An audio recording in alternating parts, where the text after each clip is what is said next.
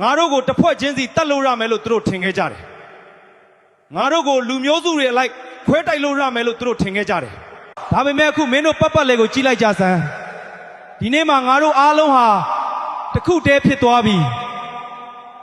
ငါတို့ရဲ့ညီနောင်စိတ်ဓာတ်ကိုမီးနဲ့တွန်းလောင်းထားတာငါတို့ရဲ့ညီညွတ်မှုဟာအကောင်းဆုံးလက်နက်ပဲ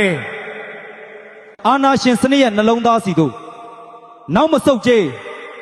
အညံ့မခံကြေးပြည်သူအောင်ပွဲရရမည် KNDF ဟာအရင်လိုမဟုတ်တော့ဘူး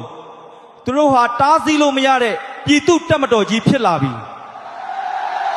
မကြခင်မှာနေပြည်တော်ကိုသွားတဲ့လမ်းကြောင်းဟာပွင့်လာတော့မယ်ငါတို့အားလုံးစုပေါင်းပြီးထိုးစစ်ဆင်လိုက်တာနဲ့နေပြည်တော်ကြဆုံးရမယ် Hello boss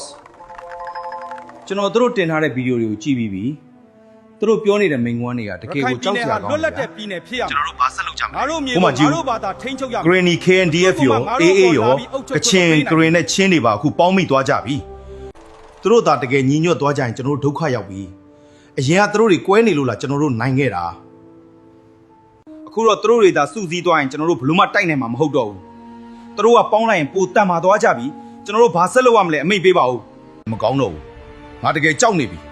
မကြခင်မှာမြမတက်မတော်ကြီးတစ်ခုလုံးပြုတ်လဲတော့မှာဘယ်နေ့ကငါရဲ့နောက်ဆုံးနေ့ဖြစ်မလဲဆိုတာတော့ငါမသိတော့ဘူးမကောင်းတော့ဘူး ဒီအိမ်ဆိုင်တော့ချောပါလိုက် The army will secure our nation.